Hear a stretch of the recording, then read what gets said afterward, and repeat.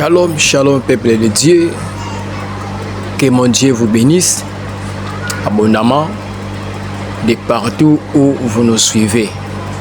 Un grand merci à vous qui nous suivez à partir de l'Europe, de la France, de la Belgique, de l'Allemagne, de la Suisse, de l'Italie, de la Grande-Bretagne. Que mon Dieu vous bénisse, que Dieu bénisse ceux-là qui nous suivez à partir de la Côte d'Ivoire, de la Cameroun, de Gabon. Que mon Dieu vous bénisse, que Dieu bénisse ceux-là qui nous suivent à partir de l'Angola, de la République démocratique du Congo, mon pays. Que Dieu vous bénisse richement. Voilà. Bien-aimés le Seigneur, nous continuons notre série d'enseignements sur la direction divine, la marche avec le Seigneur. Avant de commencer, nous allons prier. Éternel Dieu le Tout-Puissant, merci pour cette grâce que nous puissions connaître la vérité qui est la parole. Car la parole, c'est la vie. Ta parole nous fortifie, ta parole nous guérit et nous délivre. Cher Saint-Esprit de Dieu, enseigne-nous, révèle-nous au nom puissant de Jésus-Christ. Merci, Père. Amen. Voilà. L'autre fois, j'ai parlé, mon introduction, c'est la direction divine, que beaucoup d'enfants de Dieu font les affaires sans demander au Seigneur, sans interroger le Seigneur. Beaucoup s'engagent au mariage sans pourtant demander à Dieu, sans pourtant associer le Seigneur. C'est après que la personne a fait ces choses ou son défi ou ses activités, et après, si ça ne marche pas, il veut chercher la face de Dieu. C'est au début, avant de commencer de faire quelque chose, de s'engager dans les mariages, dans le travail, dans tous les domaines, même les voyages, même pour s'investir, il faut d'abord demander la direction de Dieu, que Dieu puisse vous guider. C'est quelque chose de très important, bien aimé dans le Seigneur. Parce que beaucoup d'enfants de Dieu connaissent les pertes dans leurs activités, dans leurs projets, dans leurs mariages, dans leurs études. C'est parce qu'ils n'ont pas eu le temps d'interroger le Seigneur, d'être guidés par Dieu Tout-Puissant. C'est pourquoi la direction divine est très importante. C'est ce que nous parlons dans ces thèmes. Voilà. Maintenant, aujourd'hui, nous allons parler qu'est-ce que la direction divine. Nous voulons comprendre cela. Qu'est-ce que vraiment la direction divine? Partagez bien aimés dans le Seigneur, partagez, commentez. Dieu ne manquera pas de vous bénir. Prenons la parole de Dieu. Nous sommes dans Psaume chapitre 32, le verset 8 à 10. Psaume 32, 8 à 10. Je lis ce qui suit au nom de Jésus-Christ.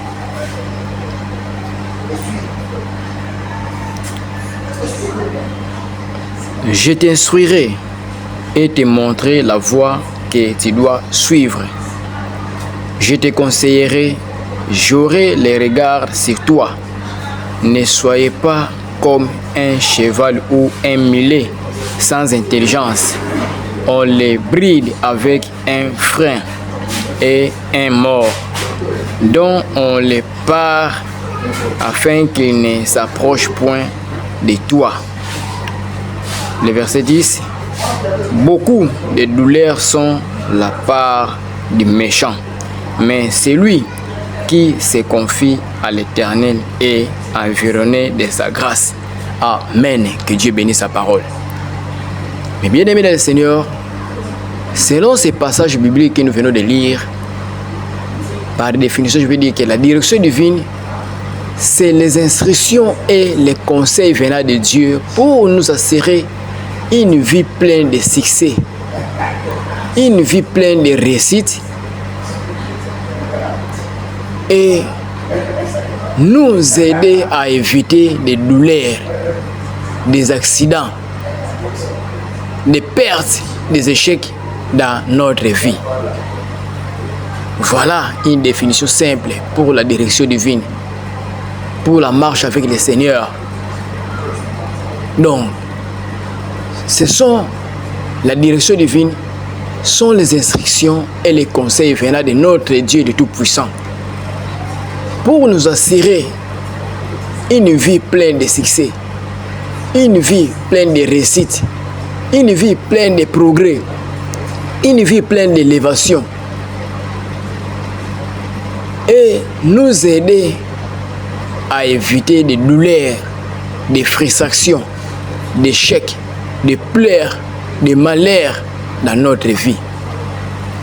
Comprenez, frères et sœurs, que c'est la volonté de Dieu de nous conduire et de nous diriger vers la réussite, vers le succès, vers le progrès, vers l'élévation.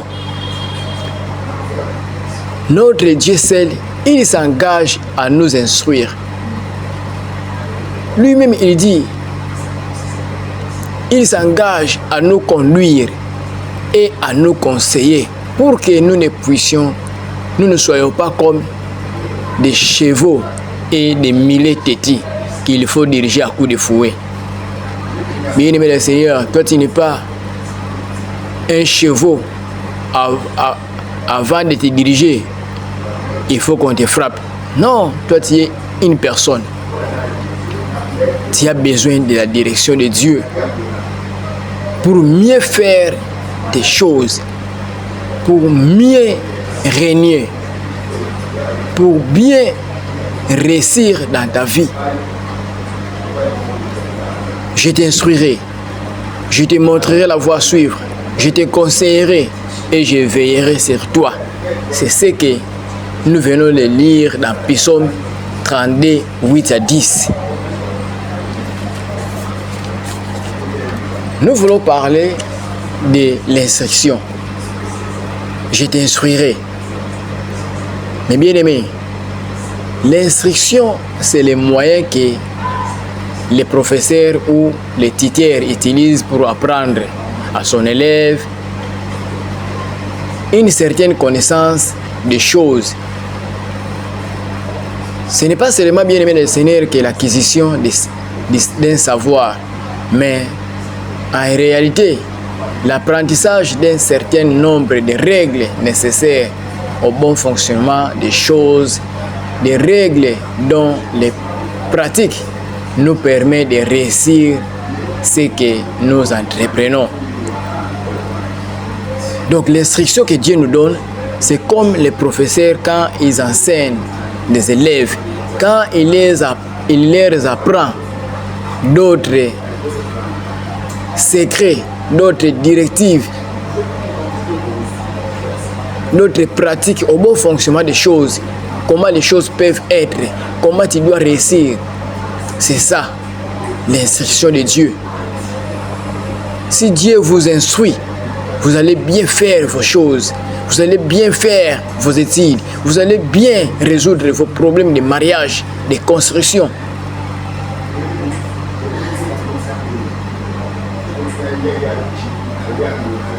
Nous avons besoin de l'instruction divine, bien-aimé du Seigneur, pour remporter les batailles de la vie. Car il est écrit, l'homme ne triomphera pas par sa force. Par ta force, bien-aimé du Seigneur, tu ne réussiras pas. Par ton intelligence, tu ne réussiras pas. Nous avons besoin de l'instruction venant de Dieu.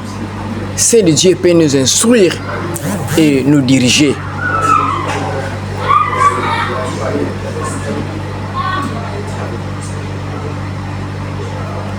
Nous allons prendre quelque chose dans la parole de Dieu. Prenons Proverbe 8, 33. Nous allons voir qu'est-ce que la Bible nous dit. Proverbe 8, 33. Proverbe 8, 33.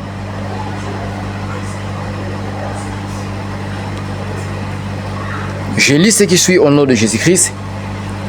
Écoutez l'instruction pour devenir sage, ne la rejette pas.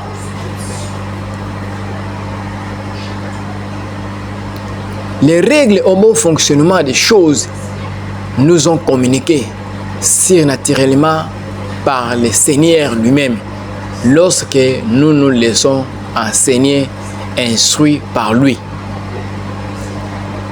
Laisse-toi être conduit par le Seigneur.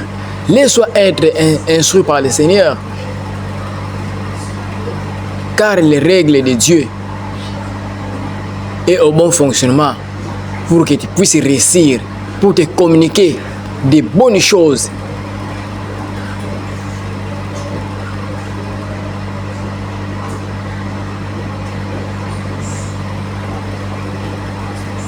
Bien-aimé, il y a un grand homme de Dieu, il y a un grand homme qui a dit que le monde n'écoutera que ceux qui entendent de Dieu. Donc ce qui vient de Dieu est très important que ce que les hommes disent. Nous devons être attentifs avec notre Dieu. Écouter ses instructions pour ne pas faire des erreurs dans la vie. Tant que vous ne prêtez pas attention aux instructions de Dieu, le monde ne fera pas attention à ce que vous dites. Bien-aimés, beaucoup de serviteurs de Dieu qui ont marché avec le Seigneur, ils avaient la puissance. Quand il dit quelque chose venant de Dieu, le monde va écouter cela.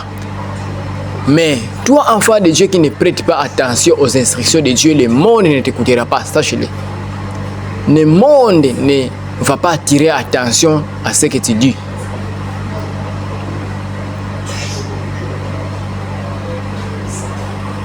L'instruction a pour but d'assurer la dignité dans la vie, les ministères et toute autre entreprise. Deuxième chose, Dieu dit, je te conduirai. Frères et sœurs, sachez-le bien que Dieu veut nous conduire. Dieu veut nous montrer la voie. Cela veut dire que choisir une direction n'est pas une chose aisée. Donc c'est celui Dieu qui connaît l'issue des choix qui peuvent être faits. C'est ce fonctionnement de sa parfaite connaissance qu'il peut nous montrer la bonne direction. C'est le Dieu qui peut nous montrer la bonne direction à suivre. C'est le Dieu qui peut te dire, va comme ça, ne va pas, fais ceci, ne fais pas. C'est le Dieu.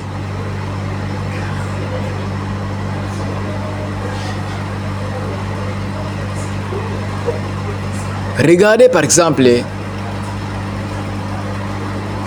les choix de Lot dans le livre de Genèse. Je peux lire cela. On avance petit à petit, bien aimé le Seigneur, c'est cet enseignement. Ça va nous aider en tant qu'enfants de Dieu de réussir avec le Seigneur. Genèse chapitre 13, versets 8 à 11.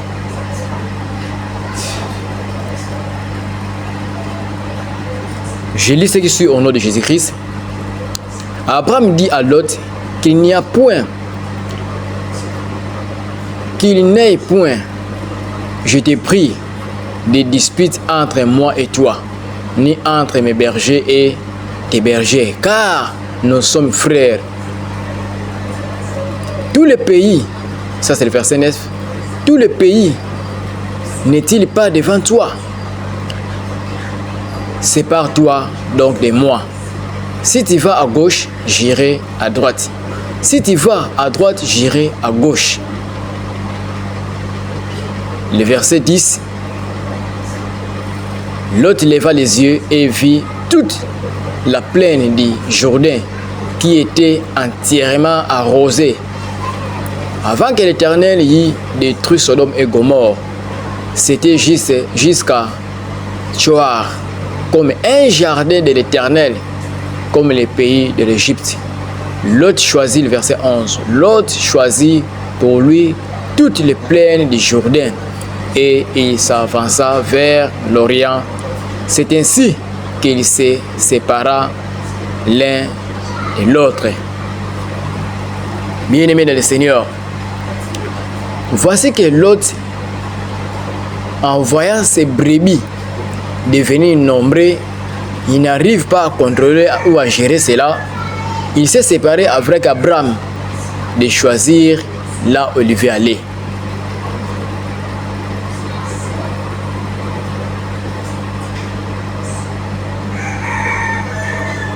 Le choix de Lot, bien-aimé, n'était pas bon. Parce que ce n'est pas Dieu qui l'a dit de partir là-bas. Or, Abraham marchait avec le Seigneur.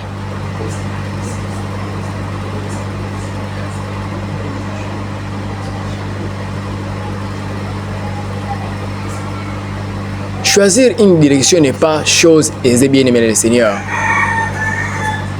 Lot, dans ce livre de Genèse, chapitre 13, il regarda le pays et il dit que c'était comme un jardin. Selon lui, selon les yeux physiques, voyez, nous les hommes, selon les yeux physiques, Lot dit c'est comme un jardin d'éternel. Il a pris ses troupeaux, ses serviteurs, il est parti. Dans ce qui semblait comme Éden, ce que Lot a vu, c'est trouver la mort. Waouh! Ce que Lot a vu comme le jardin de l'Éternel, or c'était comme la mort. C'est là que Lot a perdu sa femme. Bien-aimés le Seigneur, nous avons besoin de la direction de Dieu. La plupart des travail durs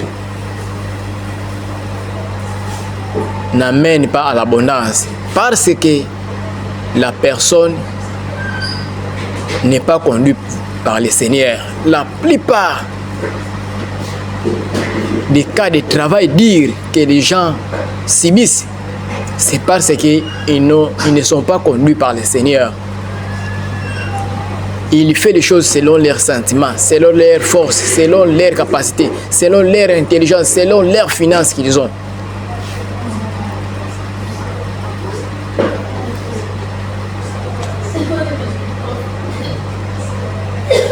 Prends avec moi ces passages bibliques. Ecclésiaste 10, verset 15. Ecclésiaste 10, verset 15. Nous voulons terminer. Ecclésiaste 10, verset 15.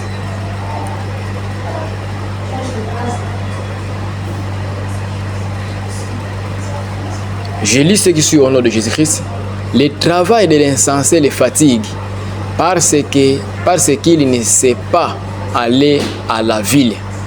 Voyez, le travail de l'insensé les fatigue parce qu'il ne sait pas aller à la ville. L'insensé travaille dur, mais étant ignorant de la direction de Dieu, de la direction divine, il ne progresse pas, il ne prospère pas. Il ne sait pas comment aller en ville. Il fait du surplace. Il n'avance pas parce qu'il travaille durement. Si vous êtes conduit par le Seigneur, il va vous montrer quoi faire dans votre vie. Dieu peut vous dire, abandonne ça, abandonne le commerce, entreprends quelque chose comme ça. Abandonne ça, entre dans mon ministère. Abandonne ça, fais ça. Dieu seul connaît notre avenir. Je prie que cela ne sera pas ton cas au nom de Jésus-Christ. Je le dis bien, cela ne sera pas ton cas au nom de Jésus-Christ.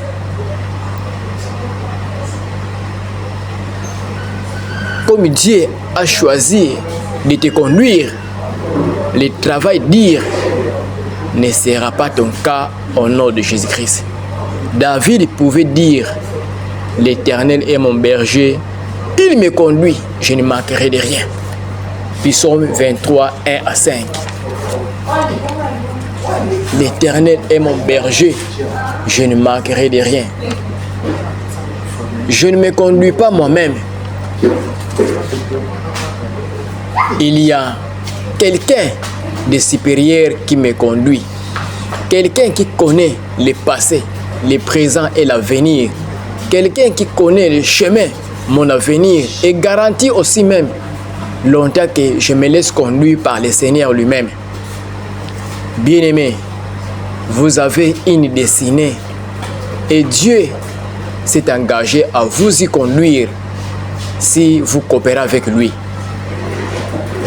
Je vois Dieu désormais à votre côté de vous conduire dans la voie de la réussite au nom de Jésus-Christ. Je vois Dieu vous conduire et vous amener à la voie de la réussite, de succès au nom de Jésus-Christ. C'est à vous de coopérer avec Dieu, de vous laisser que Dieu puisse vous conduire. Je déclare que vous arriverez à votre destination au nom de Jésus. Je déclare que vous arriverez à votre destination au nom de Jésus-Christ. Et il y a quelque chose qui me fait honte même. Regardez par exemple cette tendance d'aujourd'hui. Tout le monde dans cette monde, tout le monde, toute personne dans le monde veut faire du commerce. Est-ce que c'est là vraiment la direction de Dieu? C'est ça vraiment la direction divine? Frères et sœurs, nous ne sommes pas appelés tous à imiter les autres. C'est à toi de choisir, de te laisser que Dieu puisse te conduire. Laisse-toi que Dieu puisse te conduire pour que tu puisses réussir. Ne suive pas les gens.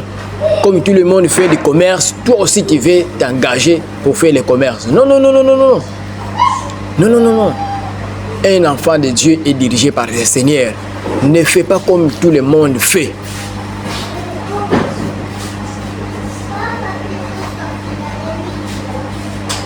Vous savez bien que pour conduire un cheval qui n'est pas dressé, il faut chaque fois le frapper. Ne sois pas comme le cheval. Pas besoin d'être un cheval qui n'est pas d'intelligence, traversant des épreuves et faisant des erreurs en répétition. Marcher par l'instinct.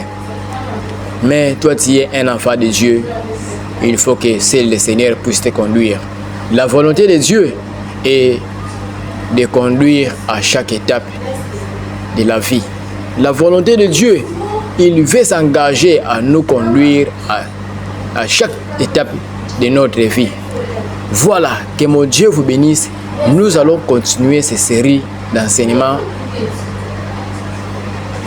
de la direction divine. Prochainement, je vais parler des conseils. Dieu nous donne des conseils pour bien marcher avec lui. Je vais parler des conseils de Dieu qui nous donne pour bien marcher avec le Seigneur. Je vais prier pour vous. Éternel mon Dieu, mon frère, ma soeur, à écouter ta parole. Je te prie de les bénir. Je te prie de les guider. Qu'ils puissent se soumettre en toi, ô Dieu. Je prie que mon frère et ma soeur enlèvent un cœur dur. Qu'il soit obéissant à toi, Seigneur. Qu'il puisse regarder qu'à toi. Et que toi seul, Seigneur, que tu puisses prendre l'engagement de conduire ma soeur et mon frère. Merci, Père, pour cette parole. Change les pensées de mon frère et ma soeur. De faire confiance en toi, le Dieu Tout-Puissant. Au nom de Jésus-Christ. Amen. Que mon Dieu vous bénisse. Il y a un numéro qui est là. Appelez-moi pour vos suggestions. Et je ne manquerai pas de vous répondre. Vous voulez soutenir aussi ces ministères. Il y a les coordonnées qui sont là.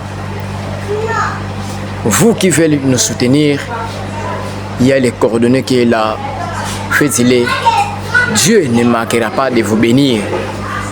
Moi, c'est votre frère Nzongo RFI Jérôme depuis Kinshasa. Que mon Dieu vous bénisse abondamment. Ciao, à la prochaine numéro.